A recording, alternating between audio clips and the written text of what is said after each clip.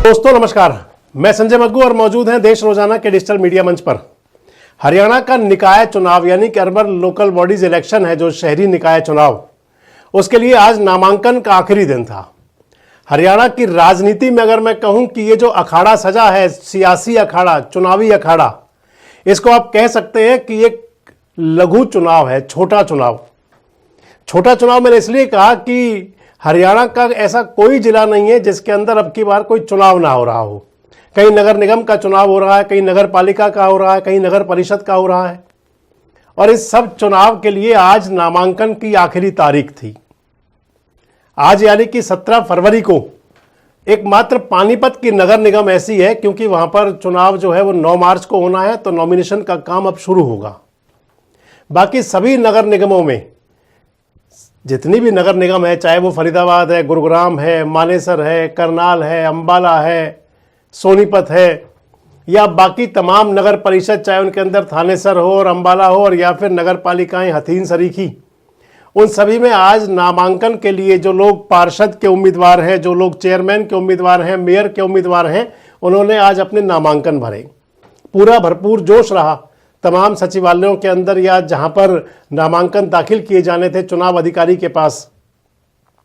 नामांकन करवाने के लिए जहां भारतीय जनता पार्टी से खुद मुख्यमंत्री नायब सिंह सैनी मौजूद रहे, हरियाणा भारतीय जनता पार्टी के अध्यक्ष मोहनलाल बड़ौली पहुंचे, केंद्रीय राज्य मंत्री कृष्णपाल गुर्जर और राव इंद्रजीत सिंह पहुंचे, राज्य सरकार के मंत्री विपुल गोयल, राव नरवीर सिंह हो, राजेश नागर हो, अनिल विज हो, तमाम बड़े नेताओं ने अपने समर्थकों का और पार्टी के प्रत्याशियों का हौसला वर्धन किया, उत्साहवर्धन किया, नामांकन कराए।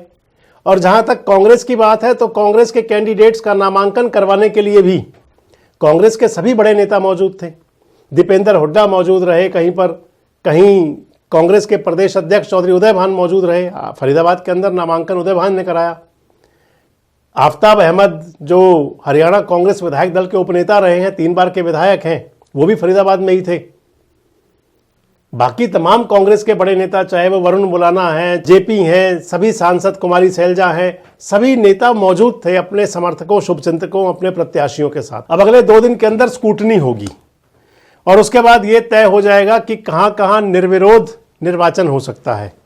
जैसे फरीदाबाद के वार्ड नंबर 37 में विनोद भाटी पार्षद निर्विरोध अभी चुने गए, किसी ने फार्म ही नहीं भरा, कांग्रेस का कोई कैंडिडेट ही नहीं था। अगले वीडियो में आपसे मैं चर्चा करूंगा कांग्रेस पार्टी की स्थिति को लेकर हरियाणा में क्या हालात हैं। लेकिन अभी जब 2 दिन स्कूटनी का काम चलेगा, तो इन दिनों के अंदर कुछ के नामांकन कैंसिल होंगे, कुछ नामांकन वापस लेंगे, और उसके बाद एक सूची वो सामने आ जाएगी कि जहां पर अनअपोज्ड चुनाव होगा, जहां कोई कैंडिडेट और रहेंगे नहीं, सिंगल कैंडिडेट होंगे, तो वहां पर निर्विरोध घोषणा हो जाएगी उनकी, और बाकी स्थानों पर वोटिंग होगी 2 मार्च को। 11 मार्च को चुनाव परिणाम आएगा। इस चुनाव के लिए भारतीय जनता पार्टी, हालांकि बीजेपी जो है वो हर चुनाव को एक प्रकार से चुनौती के रूप में लेकर चलती है। कई बार तो ऐसा लगता है कि जैसे बीजेपी का मुकाबला केवल बीजेपी से ही है। राजनीतिक दलों की बात अगर करें तो सामने कोई दिखाई पड़ता नहीं। ऐसा लगता है कि जो कैंडिडेट सामने आते हैं वो सिंबॉलिक रह जाते हैं, मात्र अपने कह सकते हैं कि दिखावे के कैंडिडेट होते हैं। क्योंकि मैं आपसे इसलिए कह रहा हूं कि कांग्रेस पार्टी की जो स्थिति है, मैं बता रहा था आपके वीडियो में, आपसे बात करूंगा पूरी विस्तार से उसमें, कि क्यों आखिर कांग्रेस को कैंडिडेट्स का टोटा पड़ गया, ढूंढने पड़े प्रत्याशी उनको, और फिर उसके बावजूद भी प्रत्याशी पूरे मिल नहीं पाए। तो जब मैं आपको बता रहा था कि हरियाणा का चुनाव हो, दिल्ली का चुनाव हो, किसी राज्य में कोई चुनाव हो, फिर वो चाहे देश की पंचायत का चुनाव हो, चाहे गांव की पंचायत का चुनाव हो, भाजपा के कार्यकर्ता तो यूं लग जाते हैं कि जैसे एक वो कहावत है ना पुरानी, की जिंदगी मिलेगी ना दोबारा। भाई चुनाव दोबारा नहीं आएगा, हर चुनाव को एक निर्णायक चुनाव समझ करके मैदान में हुआ करते हैं। आज जब नामांकन के कार्य चल रहे थे, मैं विभिन्न वेबसाइट्स पर और जो चुनावी कार्यालय थे अधिकारियों के, उनमें जो स्थिति थी वो देख रहा था। जो भाजपा के कार्यकर्ताओं के अंदर हौसला था, उत्साह था, जोश था, जुनून था, वो कुछ कह रहा था, अंदाज कुछ अलग था।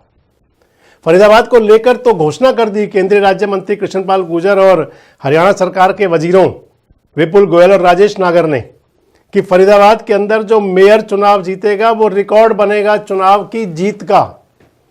5 लाख से ज्यादा वोटों से जीत का दावा कर रहे हैं फरीदाबाद नगर निगम में मेयर का। कह रहे हैं कि अभी तक नोएडा के अंदर एक चुनाव ऐसा था कि जिसके अंदर 3 लाख वोटों से जीत हुई थी, फरीदाबाद की जीत 5 लाख तक पहुंचाएंगे। क्या होगा, कैसा होगा, क्या परिणाम आएंगे, इन पर नज़र तो रहेगी।